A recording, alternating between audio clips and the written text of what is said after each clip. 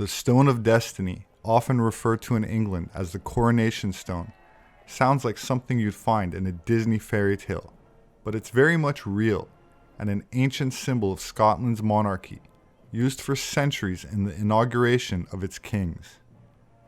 Seen as a sacred object, it's an oblong block of red sandstone that's also thought by some to be Jacob's stone that appears in the book of Genesis of the Bible, used as a pillow by the Israelite patriarch Jacob when he had a vision in his sleep. When awakening from that dream, Jacob made a vow of allegiance to God and then took the stone he had used as a pillow and anointed it with oil, as it would from then on be used as the throne that every subsequent ruler would be crowned and sit upon. At that point, it became the throne of Israel, being kept and fiercely protected by all of Jacob's heirs, known as Israelites, for thousands of years to come.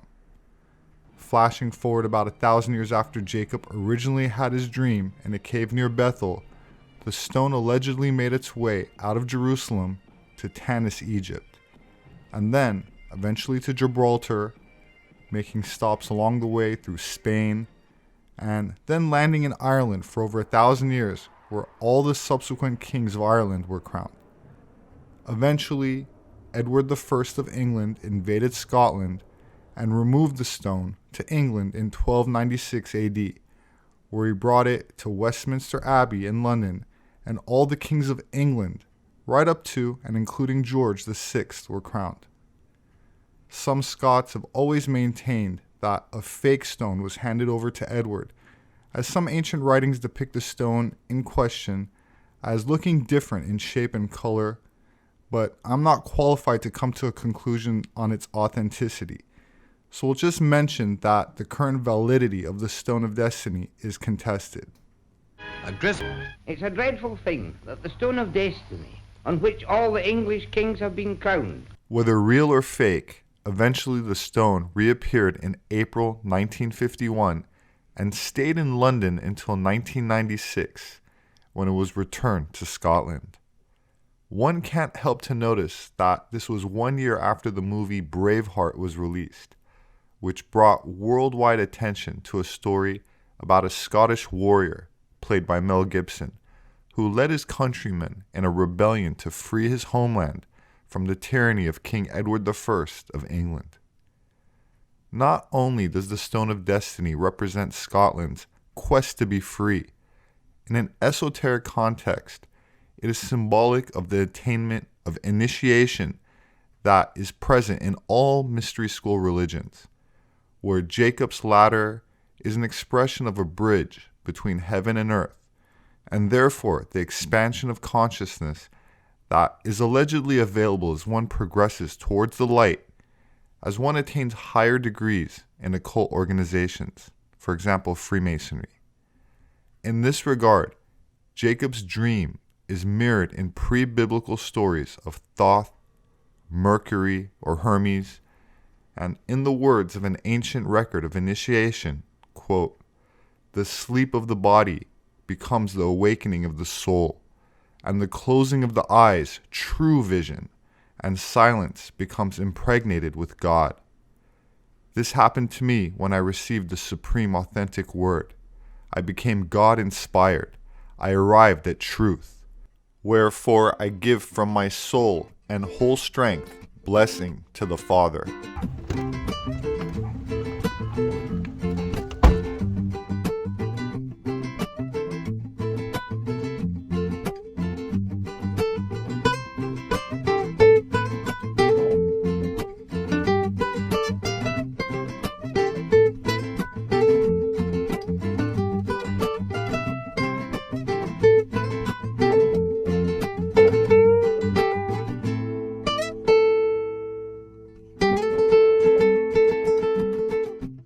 One of the core aspects of the curriculum of the ancient mysteries was instructions in cosmology, revelations concerning the science of the universe.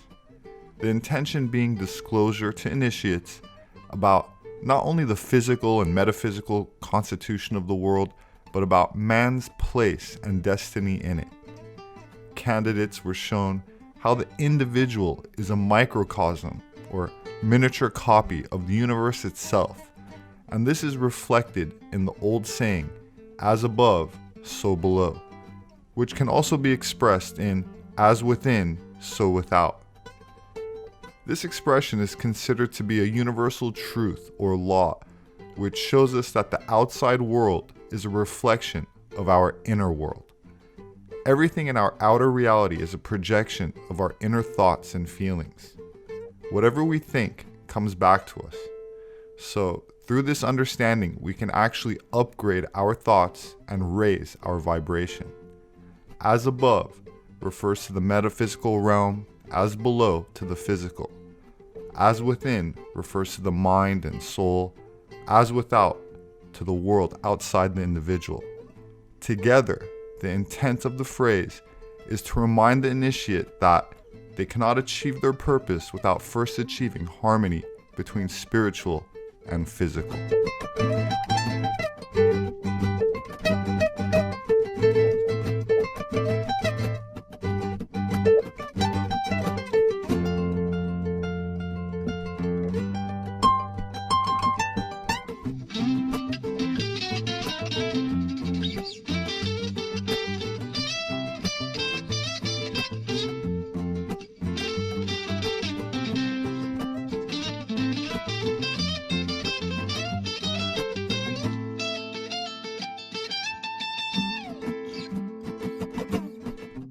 Many researchers have come to realize that there's always a kernel or more of truth to most legends. Before there were written records, oral tradition was the primary means of handing down history. The story of Scotta, for example, was brought to us through oral history, and nowadays there are scientific methods that can actually prove that there's at least some truth in the legend. Medieval Irish and Scottish history is full of such fascinating myths and legends, particularly regarding a woman named Scotta, the founding mythical ancestor of the Gaels, said to be the daughter of an Egyptian pharaoh whose story may be based on actual events as borne out by DNA evidence. Irish chronicles from the 11th and 12th century state that Scotta was the mother of Goidel Glass and married to Nual, a Babylonian who traveled to Scythia after the collapse of the Tower of Babel, identified as the son of Gomer in the Bible. Nual, son of Phoenicians, returned to Babylon as part of an effort to study the confusion of languages. He's a scholar of languages and is invited by Pharaoh to Egypt to take Scotta's hand in marriage. Scotta and Nual's son, Goidel, who was saved by a prayer from Moses after being bitten by a snake, and is said to have created the Gaelic language by combining the best features of the 72 languages then in existence. There are several variations of the story, but he's usually described as a Scythian and king of parts of Greece. The Gaels, known in Gaelic as Goidel and in Latin as Scotti, are said to be named after Goidel and Scotta. While most scholars believe the stories are fiction, Scottia's grave allegedly lies in a valley in Ireland. The area is known as Folly's Glen, and a trail from the road leads along a stream to a clearing where a circle of large stones marks the gravesite, as indicated by a county council signpost. That said, genomic sequencing has shown that the ancient remains of people living in Ireland going back to 5,000 years ago are descended from early Middle Eastern farmers and from Bronze Age metalworkers on the steppes around the Black Sea. In other words, from Anatolia, the Levant, and Eurasia, which was known as Scythia in antiquity. Further testing showed genetic affinities to North Africa, linking the ancient Irish and Scottish to the Berbers, or Amazigh, as well as the Basque in the region between France and Spain. While this may not be considered conclusive proof concerning the biblical pillow stone of Jacob ending up in Scotland, it does help to shed light on the many blonde and red-headed mummies of pharaohs in ancient Egypt, and why stories about the lost tribes of Israel winding up in Northern Europe still persist among independent researchers that do not receive federal funding and refuse to bend the knee to a politically motivated mainstream narrative.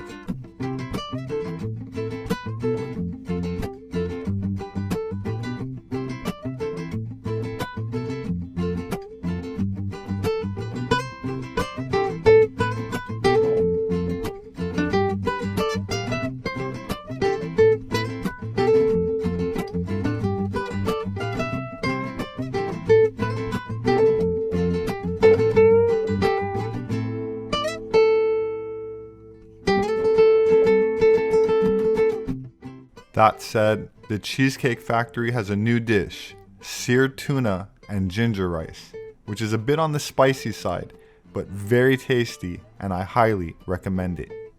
My name is Robert Sepehr. I'm an anthropologist. My published work is available on Amazon and through all other major book outlets.